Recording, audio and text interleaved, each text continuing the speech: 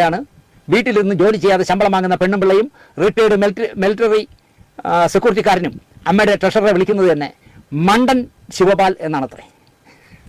അമ്മയുടെ എന്തൊക്കെ ഉപദ്രവം ചെയ്യാമോ അതൊക്കെ ചെയ്യുന്നു. ഒരുത്തനുമായിട്ട് ബന്ധം ഉണ്ടാക്കിയിട്ട് നാളെ വെർജിനാണെന്ന് പറഞ്ഞാൽ മതിയോ? പിറകെ എന്നെ ജീവിക്കാൻ സമ്മതിക്കാത്ത വിധത്തിൽ വീണ്ടും പരാതികൾ വരുമ്പം ഞാൻ തന്നെ സംസാരിക്കണമല്ലോ, ഞാൻ നടിയല്ലല്ലോ.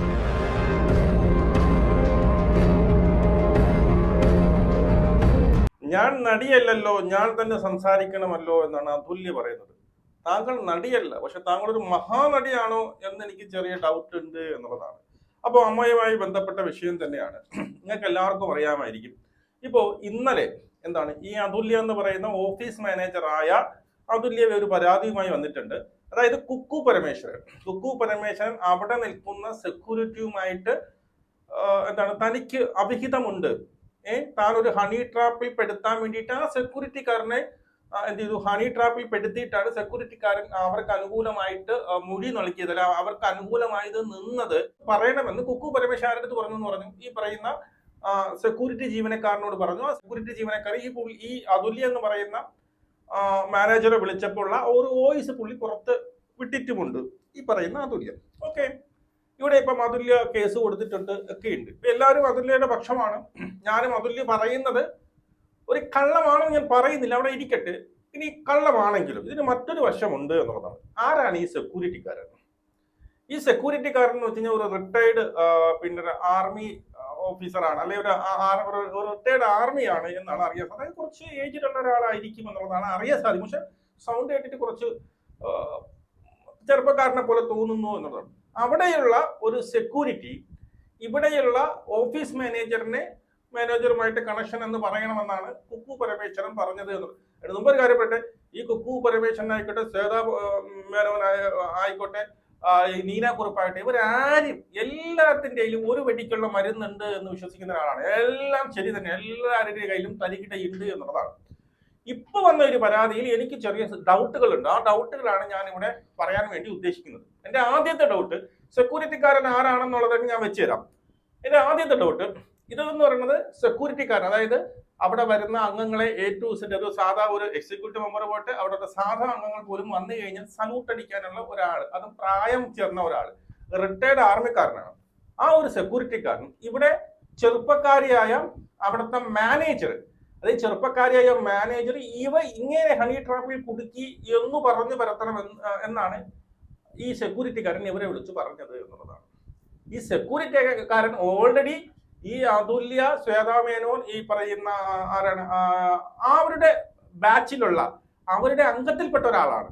അപ്പൊ അങ്ങനെ വരുമ്പോ ഇതൊരു ഫാബ്രിക്കേറ്റഡ് ആയിട്ടുള്ള, അതായത് മറ്റവരെ കൊടുക്കാൻ വേണ്ടിയിട്ട് ഇപ്പോ നമ്മുടെ അൻസിബ കൊണ്ട് കേസ് കൊടുത്തു, നമ്മുടെ നീനാക്കുറുപ്പ് കൊണ്ട് കേസ് കൊടുത്തു. അപ്പൊ അവരുടെ ഭാഗം ഇത്തിരി ബലമായിട്ട് നിൽക്കുമ്പോൾ അതൊരു തിരിച്ചടിയായിട്ട് ഇവർ പറഞ്ഞതല്ലേ എന്നാണ് എന്റെ ഡൗട്ട്. അത് വളരെ ഈ ഡൗട്ടിനെ കുറിച്ച് ആരും സംസാരിക്കുന്നുമില്ല.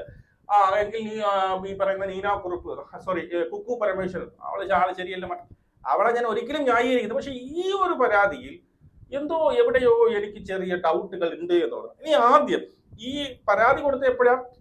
ഈ പരാതി കൊടുത്തത് ഇന്നലെയാണ് അല്ലെ?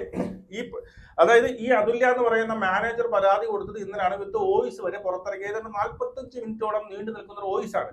അത് കേട്ട പ്രാന്ത്. അതിനകത്ത് അവന്റെ വോയിസ് കേട്ടോ, സംസാരിക്കുന്ന രീതി കാണുമ്പോൾ തന്നെ ഒരു ഉടായ്പ അതിനകത്ത് ഫീൽ ചെയ്യുന്നുണ്ട് എന്നുള്ളതാണ്. ഇനി ഇന്നലെയാണല്ലോ പരാതി കൊടുത്തത്. 2 ദിവസം മുമ്പ്, ഈ പരാതി കൊടുക്കുന്നതിനും 1 ദിവസം മുമ്പ് ശാന്തിമള ദിനേശ് ഈ സെക്യൂരിറ്റിക്കാരനെ കുറിച്ച് ചില കാര്യങ്ങൾ പറഞ്ഞിട്ടുണ്ട്. ആദ്യം നമുക്ക് അത് കേൾക്കാം. അപ്പൊ ആരാണ് സെക്യൂരിറ്റിക്കാരനെന്ന് കൃത്യമായിട്ട് മനസ്സിലാവും. ഒരു എക്സ് പട്ടാളക്കാരനാണ് അവിടുത്തെ സെക്യൂരിറ്റിക്കാരൻ മുഹമ്മദ്. അയാൾക്ക് ശമ്പളം കൊടുക്കുന്ന ഭരണസമിതിയിലെ ഒരു കൂട്ടരോടൊപ്പം ചേർന്ന് എതിർചേരിയെ തീർക്കാൻ നടക്കുകയാണ് സെക്യൂരിറ്റിക്കാരൻ വരെ ഭരിക്കുകയാണെന്നേ അമ്മ. ചട്ടമ്പിമാരുടെ പക്ഷം പിടിക്കുന്ന മഹാനാണത്രേ. അമ്മയുടെ ഓഫീസിൽ കയറി നിന്ന് പത്രക്കാർക്ക് വായിൽ തോന്നിയതൊക്കെ വിളിച്ചു കൂടുന്നവരോട് ഓഫീസിൽ നിന്ന് പറ്റില്ല, റോഡിൽ ഇറങ്ങി നിന്ന് പറയാൻ ഈ സെക്യൂരിറ്റിക്കാരൻ പറയാത്തത് എന്താ? അവനും ആ പക്ഷമാണ്, അതാണ് പ്രശ്നം. പറയില്ല. ആ ഐറ്റംസുകളോടാണ് ഇയാളുടെ കൂറ്. പറഞ്ഞു വിട്ടാൽ അയാൾ അവിടെ നിന്ന് ഇതെല്ലാം വിളിച്ചു പോവും. വേറെ എന്തൊക്കെ അയാൾക്കും അറിയായിരിക്കുമല്ലോ ഈ ദിവസം അവിടെ നടക്കുന്ന എന്താണെന്ന്. അപ്പോൾ പറയാണ്, വീട്ടിൽ നിന്ന് ജോലി ചെയ്യാതെ ശമ്പളം വാങ്ങുന്ന പെണ്ണും പിള്ളയും റിട്ടയർഡ് മിലിറ്ററി സെക്യൂരിറ്റിക്കാരനും അമ്മയുടെ ട്രഷററെ വിളിക്കുന്നത് തന്നെ മണ്ടൻ ശിവപാൽ എന്നാണത്രേ. അമ്മയുടെ ട്രഷററായ ഉണ്ണി ശിവപാലിനെ പണിയെടുക്കാൻ ഓഫീസിൽ വരണ്ട, വീട്ടിൽ ഇരുന്ന് പണിയെടുത്തോളൂ, നിങ്ങൾക്ക് ശമ്പളം വീട്ടിലെത്തിക്കാം എന്ന് പറഞ്ഞ ഒരു സ്റ്റാഫ് ഉണ്ടല്ലോ, അവരും ഈ സെക്യൂരിറ്റിക്കാരനും ഒക്കെ വിളിക്കുന്നത് മണ്ടൻ ശിവപാൽ എന്നാണ്. ഈ ഉണ്ണി ശിവപാൽ 11-12 മണിവരെ ഓഫീസിലിരുന്നാൽ അയാൾ കേൾക്കാനായി ഈ സെക്യൂരിറ്റിക്കാരൻ കമ്മിറ്റിയിലെ തൻ്റെ അനുകൂല പക്ഷത്തെ വിളിച്ച് പറയുന്നത്, ആ മണ്ടൻ പോകാതെ ഞാൻ എങ്ങനെ അമ്മേരെ ആഫീസ് അടച്ചിട്ട് എൻ്റെ വഴിക്ക് പോകും എന്നാണ് ചോദിക്കാറത്രേ. അവൻ കേൾക്കണം, ആര്? ഉണ്ണി കേൾക്കണം. ഉണ്ണി കേൾക്കാൻ വേണ്ടിയാണെന്ന് ഉച്ചത്തിൽ പറയണേ. ആ മണ്ടൻ അത് തീർന്നിരിക്കുന്നത്, പിന്നെ എങ്ങനെ ഞാൻ പോകും എന്നാണ് ചോദിക്കുന്നത് ഇവിടെ.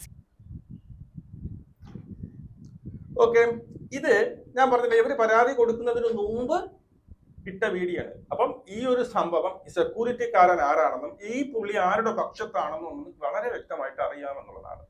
ഈ കുക്കു പരമേശ്വരൻ ഇങ്ങനെ ഒരു സംഭവം ചെയ്യുമെന്ന് നിങ്ങൾക്ക് കരുതുന്നത്? അതായത് മാനേജറായ ഒരു പെൺകുട്ടി, ചെറുപ്പക്കാരിയായ പെൺകുട്ടി ഇത്രയും സെക്യൂരിറ്റി, വെറും ഏറ്റവും താഴ്ന്ന ജോലിയിൽ നിന്ന് സെക്യൂരിറ്റിയെ വളച്ചെടുത്തു, അയാളെ കൊണ്ട് അയാളുമായിട്ട് സെക്സ് ചെയ്തു, ആ വീഡിയോ എവിടെ ഷൂട്ട് ചെയ്ത് വെച്ചു, അത് വെച്ച് ഭീഷണിപ്പെടുത്തി ഹണി ട്രാപ്പ് നടത്തി ഇയാളെ കൊണ്ട് തന്റെ പക്ഷം ചേർത്തു എന്ന് അവര് പറയിപ്പിക്കും. അങ്ങനെ ഒരു ലോജിക് ഉണ്ടാവും. അവർക്ക് ഓൾറെഡി അറിയാം ഇവർക്കെതിരായിട്ട് കേസ് കൊടുത്ത, അതായത് ഈ പറയുന്ന തൊഴിൽപരമായിട്ട് പ്രശ്നമുണ്ട് എന്ന് പറഞ്ഞ് പരാതി കൊടുത്ത ഒരാളാണ് മുമ്പ്.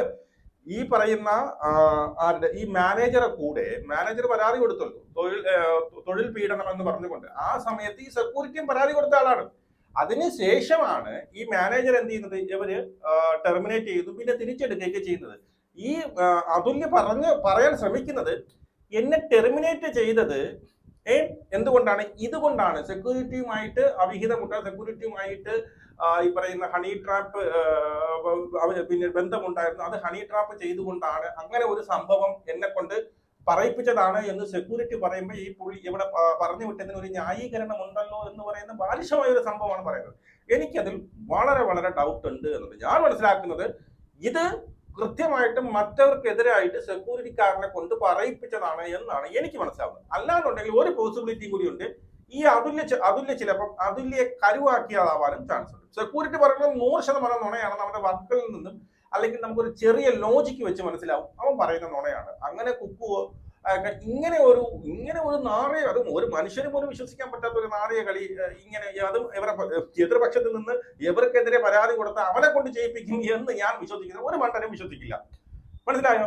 അപ്പോ ഇനി മറ്റൊരു കളി അടക്കം, ഈ അതുല്യ അറിയാതെ മറുവശത്ത് നിൽക്കുന്ന ശ്യാദാ മേനോൻ, ലക്ഷ്മിപ്രിയ അടങ്ങുന്ന ഗ്യാങ് ഉണ്ടല്ലോ, അതായത് ടിനി ടോം അടങ്ങുന്ന ഗ്യാങ്, അവര് സെക്യൂരിറ്റിക്കാരനെ സ്വാധീനിച്ചിട്ട്, ടെനി ടോം സാറെന്നാണ് സെക്യൂരിറ്റിക്കാരൻ വിളിക്കുന്നത്, സെക്യൂരിറ്റിക്കാരനെ സ്വാധീനിച്ചിട്ട് പറയണം, നീ ഒരു കാര്യം ചെയ്യണം, അതുല്യെ വിളിച്ചിട്ട് ഇങ്ങനെയൊക്കെ കുക്കു പറഞ്ഞു എന്ന് അതുല്യെ ധരിപ്പിക്കണം എന്ന് പറഞ്ഞുകൊണ്ട് ഇവര് പറഞ്ഞതിന്റെ അടിസ്ഥാനത്തിലായിരിക്കാം ഈ സെക്യൂരിറ്റിക്കാരൻ അതുല്യെ വിളിച്ചത് ഈ ഒരു സംഭവമൊക്കെ പറഞ്ഞു കൊടുത്തത്. അതുല്യ പറയുന്നുണ്ട്, എന്താണ്, ഞാൻ ഒരുപാട് പ്രൂഫ് കൊടുത്തു. എന്ത് പ്രൂഫാണ് കൊടുത്തത്? സെക്യൂരിറ്റിക്കാരൻ പറഞ്ഞ പ്രൂഫല്ലേ കൊടുത്തുള്ളൂ.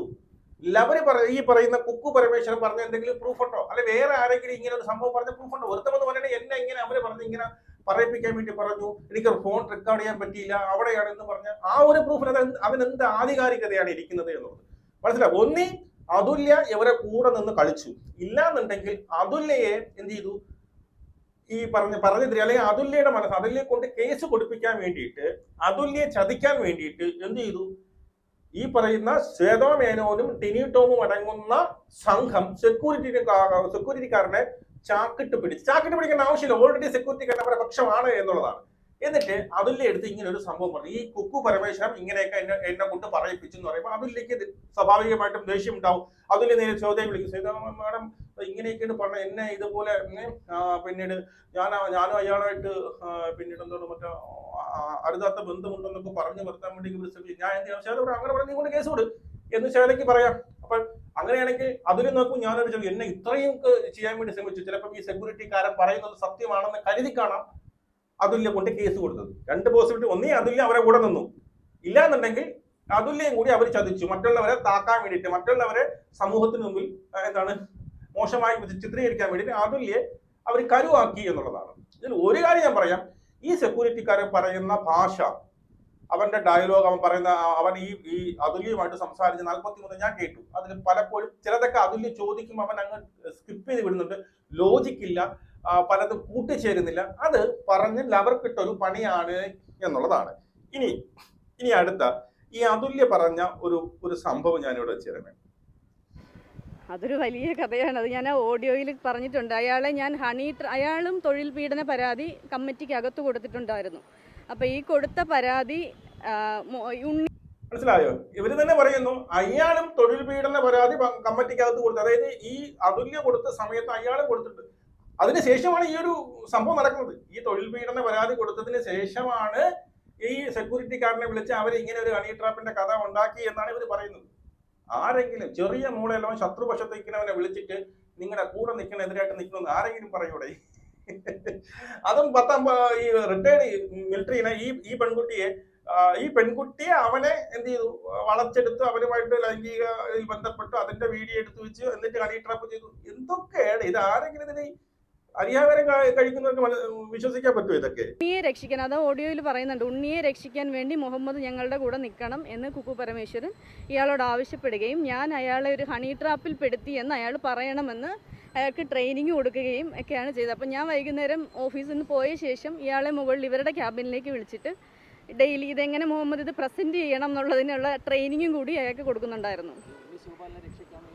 അങ്ങനെ തന്നെ പറയുന്നു. അതെ അതെ അതെ അതെ അതെ അതിനകത്ത് നീനാക്കുറുപ്പ് ഉണ്ടെന്ന് എനിക്ക് ബോധ്യപ്പെടാൻ കാരണം ഈ കമ്മിറ്റിക്ക് ശേഷം നീനാക്കുറുപ്പ് ഇയാളോട് പോയി ചോദിക്കുന്നുണ്ട്, മുഹമ്മദിൻ്റെ ഒപ്പം ഞങ്ങൾ നിൽക്കുമായിരുന്നല്ലോ എന്ന് പറയുന്ന, അതും ഇയാൾ ഈ ഓഡിയോയിൽ എന്നോട് പറയുന്നുണ്ട്.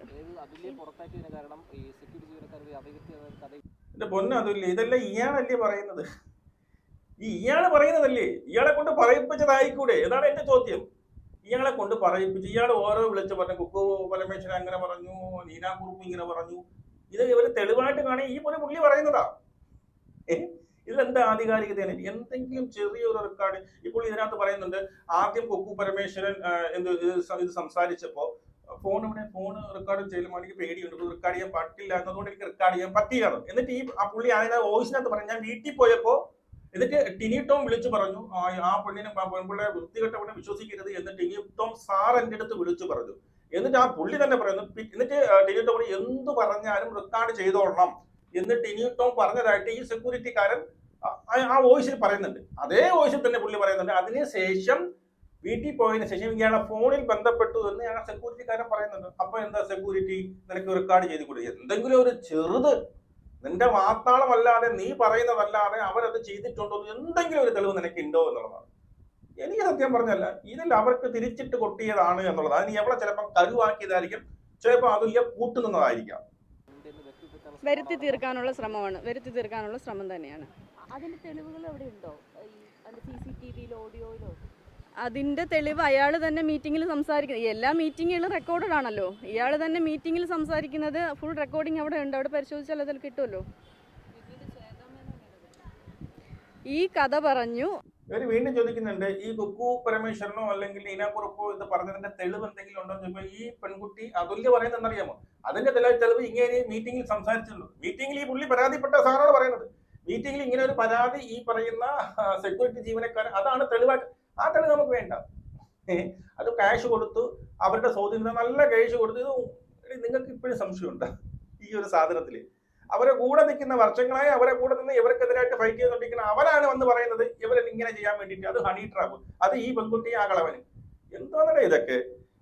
ആ മീറ്റിംഗ് പിരിഞ്ഞു, എൻ്റെ ഈ നടപടി റദ്ദാക്കി എന്ന് പറഞ്ഞുള്ള ഒരു പ്രസ് മീറ്റ് അല്ലാതെ അതിനുശേഷം ഈ കഥയ്ക്കെതിരെയോ ഈ കഥ പറഞ്ഞ കുക്കു പരമേശ്വരൻ ഉൾപ്പെടെ ഇപ്പോൾ ഡെയിലി ഓഫീസിൽ പോകുന്നുണ്ട്.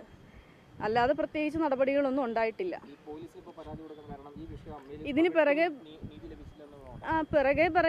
എന്നെ ജീവിക്കാൻ സമ്മതിക്കാത്ത വിധത്തിൽ വീണ്ടും പരാതികൾ വരുമ്പം ഞാൻ തന്നെ സംസാരിക്കണമല്ലോ. ഞാൻ നടിയല്ലല്ലോ.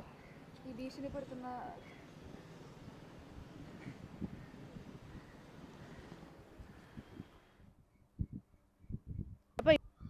ഓക്കെ, ഇതാണ് പറഞ്ഞത്.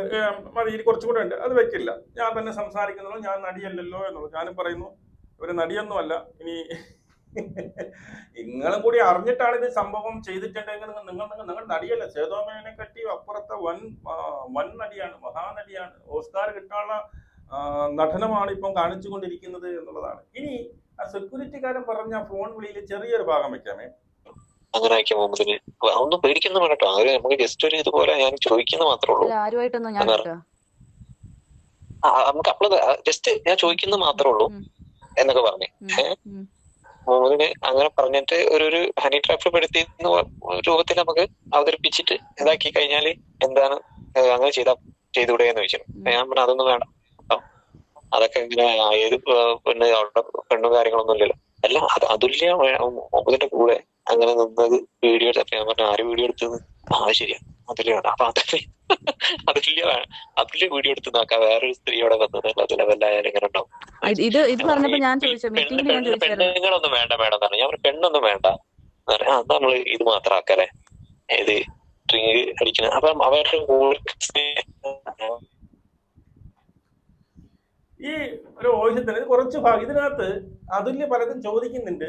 യവൻ അതിന് ക്ലിയർ ആയിട്ടുള്ള മറുപടി ഒന്നും കൊടുക്കുന്നില്ല. അവന്റെ ഒരു അജണ്ട വെച്ചവൻ പറഞ്ഞുകൊണ്ടിരിക്കുകയാണ്. എന്നിട്ട് അവന്റെ ചിരി, അവന്റെ സംസാര ശൈലിയൊക്കെ കേൾക്കുമ്പോൾ വളരെ കൃത്യമായിട്ട്, അതിന് വലിയ ഡിഗ്രിയും മറ്റതൊന്നും വേണ്ട. മനസ്സിലായോ? റോക്കറ്റ് സയൻസിന്റെ ഒന്നും ആവശ്യമില്ല. അവനത് ആരുടെ പ്രേരണ മൂലം പറഞ്ഞു പഠിപ്പിച്ച് വിട്ട് പറയുന്നതാണ് എന്ന് വളരെ വ്യക്തമാണ്. മനസ്സിലായോ? ഇതില് ഈ ഒരു വോയിസ് കേൾക്കുമ്പോൾ ഒരു പരിധി എനിക്ക് തോന്നുന്നു അതുല്യക്ക് ഇതിനെപ്പറ്റി ഇത് ചിലപ്പോൾ ബന്ധം കാണില്ല എന്ന് തോന്നുന്നുണ്ട്. ചിലപ്പോൾ അതുല്യ അത്രയ്ക്ക് വലിയ നടിയാണെങ്കിൽ നമ്മളെയും കൂടി കബളിപ്പിക്കാൻ വേണ്ടിയിട്ട് അങ്ങനെ പറയാം എന്നുള്ളതാണ്.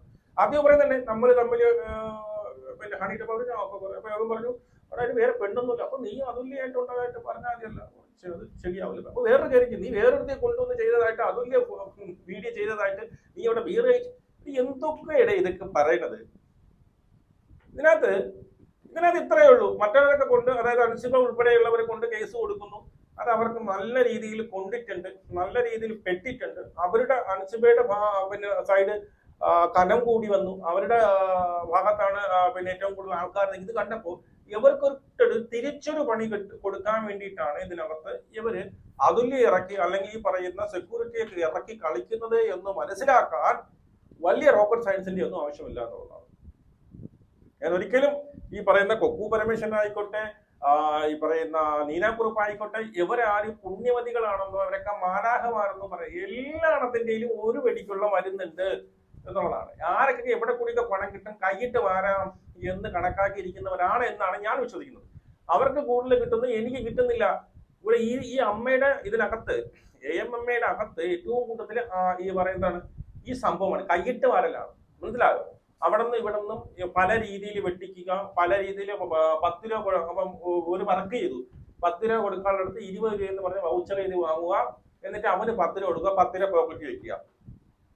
പലയിടത്തുനിന്ന് ഇപ്പം ആ ക്ഷേത്രത്തിൽ നിന്ന് കിട്ടിയ 75 ലക്ഷം 1 കോടി രൂപയായിട്ട് വാങ്ങുക, 75 ലക്ഷം രൂപ വൗച്ചർ ചെയ്ത് വെക്കുക.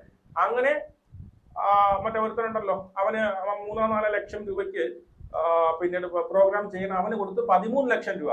അപ്പം ഇതൊക്കെ ഇങ്ങനെ വെട്ടിച്ച് ഇവർക്കൊന്നും കിട്ടുന്നില്ല എന്നുള്ളത് ഒരു സംഭവമാണ് എന്നുള്ളതാണ്. നിങ്ങളുടെ അവിടെ മസ്തായ കമന്റ് ചെയ്യും. നമുക്ക് എടുക്കണം ശേഷം.